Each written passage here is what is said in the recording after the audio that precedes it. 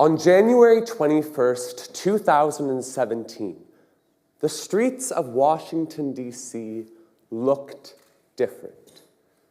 Gone were the rain-soaked umbrellas and puddles of the day before. Gone were the thousands of suits, starched collars, and Bluetooths from Capitol Hill.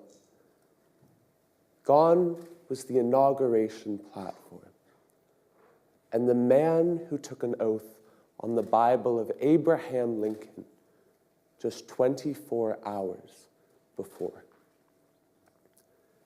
In their place was a sea of pink, a sea that carried the voices of thousands in forceful waves.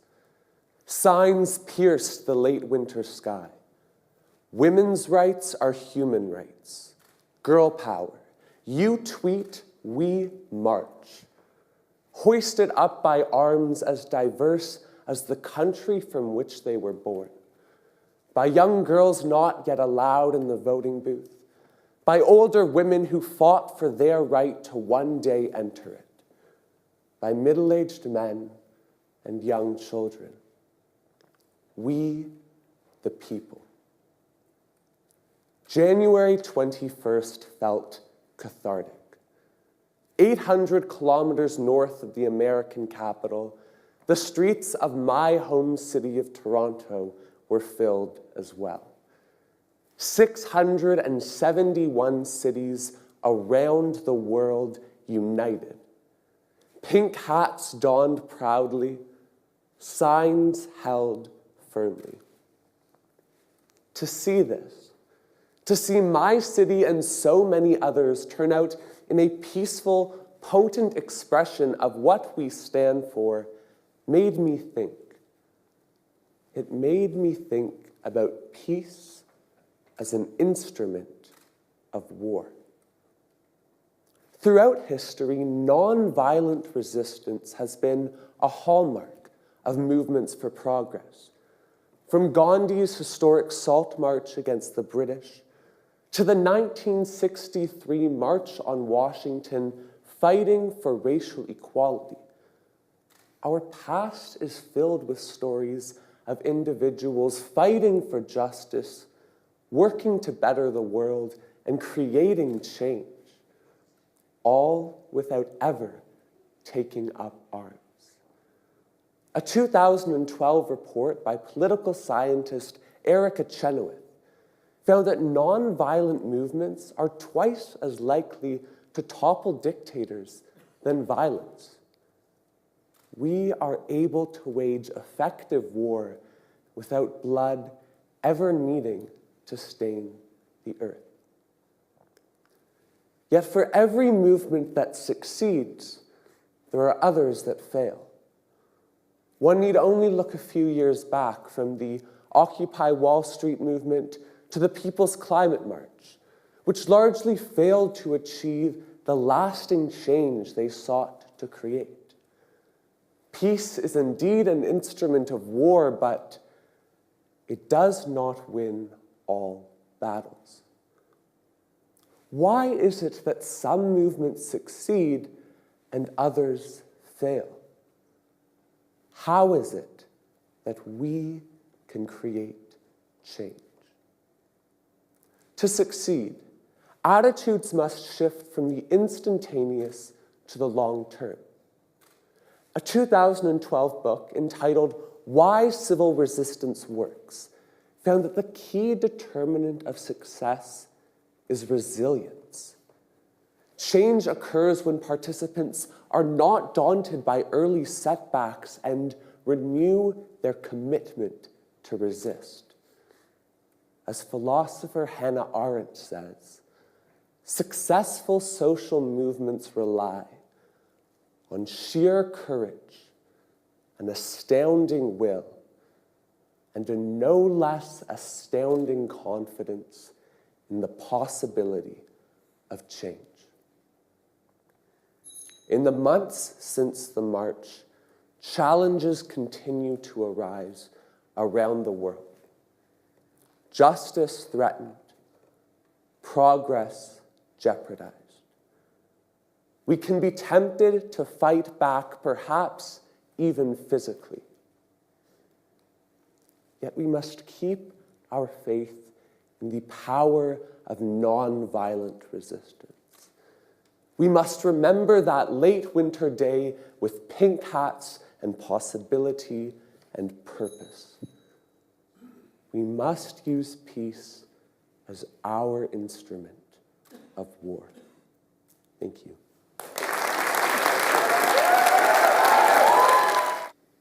Thank you very much. I know Erica Chenoweth's work very well, and I think one of the things that's challenging about it is that despite the evidence showing that nonviolent resistance is more successful than armed violence, most people still don't know that or believe it. So my question to you is, how do we get the fact that nonviolent resistance is actually more effective than picking up weapons out there and believed by the rest of the world? Thank you very much. That's a very interesting question. I hope if there's anyone in the audience who didn't know, my speech might have helped sort of spread the message. But I do think that it is a very true fact about our world that leaders and individuals often default to violence because they see peace as an alternative that is perhaps idealistic or ineffective. I think we see that all too often when it comes to nations being belligerent with their foreign policies and with even individuals being violent against one another. So I think that it's something that will take time, to be sure. There's a reason that these are not issues that can be solved instantaneously. But I would say that as we push forward and increasingly recognize things like human rights and human dignity, as we increasingly see sort of international efforts like the Rome Statute to sort of enforce human dignity, even in cases of violence, and to ensure that sort of those things are used as last resorts when they are used. I think increasingly we will see peace being used as sort of the immediate and default tool. And I think that's an end that will be difficult to reach, but it's one that we have to continue fighting for and continue to spread the message that peace is indeed something that can be effective, just as it is a wonderful end in and of itself. So in your speech, you encouraged us to adopt a stance of resilience rather than being instantaneous. But in this increasingly instantaneous world, where campaigns, for instance, are run through hashtags, hashtag bring back our girls, et cetera, how would you encourage people to be resilient rather than being instantaneous in the pursuit for peace? Thank you very much for that question. I think that certainly in our modern world, when we can sort of, order something on Uber Eats and it comes to our door within minutes, we are sort of arriving at an attitude that is leaning towards the instantaneous and towards instant gratification. As I mentioned in my speech, however, political movements and political progress is an end that is not one such sort of thing. It is something that requires a constant effort and a constant vigilance to achieve. I think that often people, when it comes to achieving political ends, are quick to realize the resilience it does require. Because when you are an individual who is affected by a marginalized political, or are marginalized by a political system, or are harmed by political events in some way, you realize that going out and marching one day doesn't change everything. You realize that if you want to see lasting change, you really have to commit and really have to sort of see this thing through. So I do think that for people who really deeply care about political issues and are deeply affected by them, that sort of resilience and that sort of continued interest is almost mandatory for that individual if change is to be brought about. Thank you for your speech. Would you agree with me if I said that one of the unavoidable costs of nonviolent resistance is that people become more vulnerable to becoming hurt, to dying, and that as a result of that, you have more martyrs?